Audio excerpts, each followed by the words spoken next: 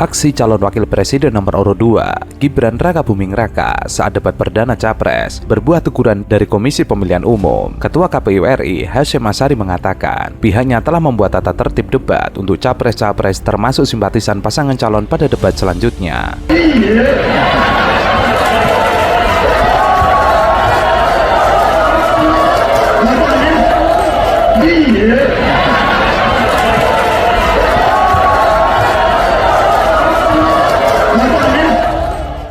Menurutnya, KPU melarang aksi seperti yang dilakukan Gibran saat debat perdana. Saat itu, Gibran berdiri dan mengangkat-angkat tangan saat Prabowo mengungkit pencalonan Anies Baswedan pada Pilkada DKI Jakarta. Lalu tentang demokrasi ini dan itu dan ini, Mas Anies dipilih jadi gubernur DKI menghadapi pemerintah yang berkuasa.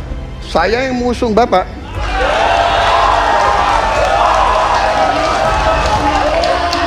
Kalau demokrasi kita tidak berjalan, tidak mungkin Anda jadi gubernur.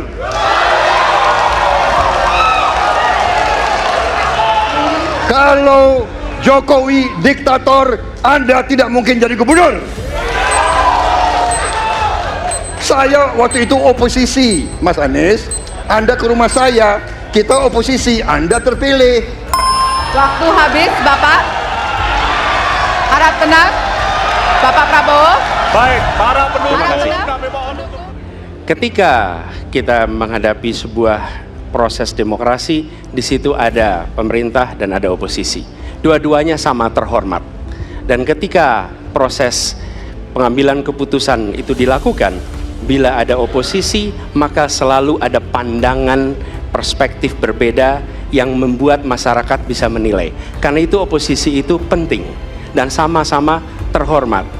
Sayangnya, tidak semua orang tahan untuk berada menjadi oposisi. Oke? Seperti sampaikan Pak Prabowo tidak tahan untuk menjadi oposisi. Apa yang terjadi? Beliau sendiri menyampaikan bahwa tidak berada dalam kekuasaan membuat tidak bisa berbisnis, tidak bisa berusaha. Karena itu harus berada dalam kekuasaan. Kekuasaan lebih dari soal bisnis, kekuasaan lebih dari soal uang, kekuasaan soal kehormatan untuk menjalankan kedaulatan rakyat. Baik, waktu Anda habis Bapak. Kami mohon sekali lagi kepada para hadirin yang berada di halaman KPU. Ditahan dulu. Baik. Aksi Gibran itu tidak boleh, kata Hasyim. Ia memastikan jajarannya akan menyampaikan kepada tim kampanye masing-masing terkait apa yang boleh dan tidak boleh dilakukan. KPU akan menegur, nanti disampaikan saat evaluasi dan rapat persiapan debat selanjutnya. Aksi Gibran yang seolah memprovokasi audiens terjadi pada segmen keempat debat pertama di kantor KPU. Ketua KPU mengatakan ada beberapa isu yang disinggung perihal adanya cawapres pendamping yang dianggap mengompori pendukung yang hadir. Lalu konsep dan format debat, batas waktu hingga konsekuensi bagi pendukung yang hadir, namun memantik kegaduhan. Selain itu, ia meluruskan perihal debat capres yang menampilkan ketika kandidat berdiri tanpa meja atau benda di sekitarnya. Hasyim menjelaskan tidak ada alasan khusus soal itu, karena yang jadi poin dalam kegiatan ini adalah debat adu gagasan para kontestan. Yang penting debat atau ada mejanya, yang penting ada debatnya kan, saya kira begitu. Ada meja tidak ada meja ya sudah. Nyatanya, ketika capres happy, kuat berdiri lama untuk meyakinkan rakyat bahwa presiden kuat semua, sehat semua, tahan berdiri. Sementara itu, debat capres yang digelar oleh KPU memanas saat Anies Baswedan menyinggung masalah pelanggaran etik MK. Pada tanggal 25, Pak Prabowo mendaftar ke KPU sebagai pasangan calon presiden, calon wakil presiden. Sesudah keputusan MK. Dan kemudian di MK dibentuk MK yang hasilnya mengatakan bahwa terjadi pelanggaran etika berat yang menyebabkan keputusan yang dibuat oleh MK secara etika bermasalah. Bapak punya waktu sampai dengan tanggal 13 November, karena di situ adalah waktu terakhir untuk mengambil keputusan bila ada perubahan. Sesudah Bapak mendengar bahwa ternyata pencalonan persyaratannya bermasalah secara etika, pertanyaan saya, apa perasaan Bapak ketika mendengar bahwa ada pelanggaran etika di situ?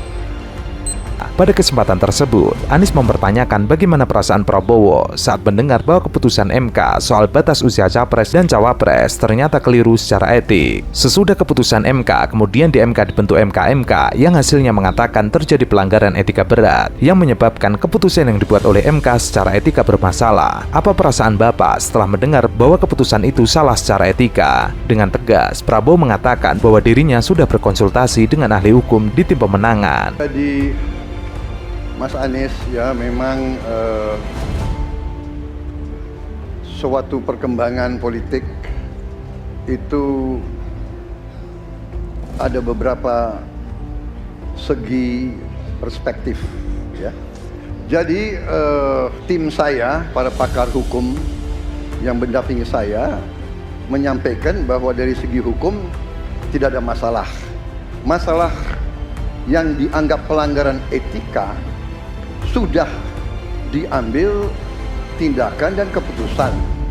Ya, waktu itu pihak yang diberi wewenang, kemudian sudah ada tindakan, dan tindakan pun itu masih diperdebatkan karena yang bersangkutan masih memproses.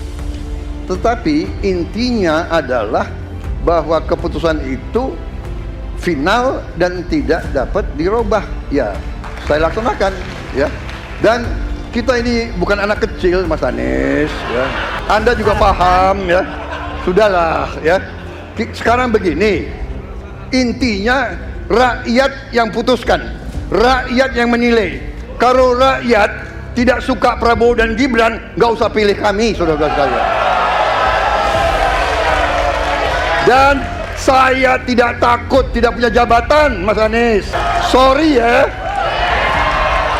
Sorry ya. Para penang, Mas Anies, Mas Anies, saya tidak punya apa-apa. Saya sudah siap mati untuk negara ini. Saat ahli hukum mengatakan bahwa keputusan tidak bisa diubah, maka ia memutuskan untuk lanjut. Ahli hukum menyampaikan bahwa dari segi hukum itu tidak ada masalah. Intinya, keputusan tersebut ternyata final tidak dapat diubah, ya ia laksanakan. Dalam momen itu, ekspresi Gibran Rakebuming Raka tampak tegang dan menyimak dengan baik apa yang disampaikan capresnya. Akan tetapi, Gibran sedikit tersenyum ketika Prabowo mengatakan kepada Anies bahwa kita bukan anak kecil, Mas Anies. Wali kota Solo tersebut bahkan sempat bangkit dari tempat duduknya untuk memberikan semangat ketika Prabowo mengatakan dirinya tidak masalah jika tidak punya beban. Dengan gerakan spontan, Gibran meminta pendukung untuk memberikan semangat kepada Prabowo Subianto secara lebih keras lagi. Sementara itu, politisi PDIP Masinton Pasaribu, ia mengomentari pernyataan Prabowo kepada Anies Baswedan. Ia menganggap bahwa Prabowo merasa masih superior terhadap Anies Baswedan.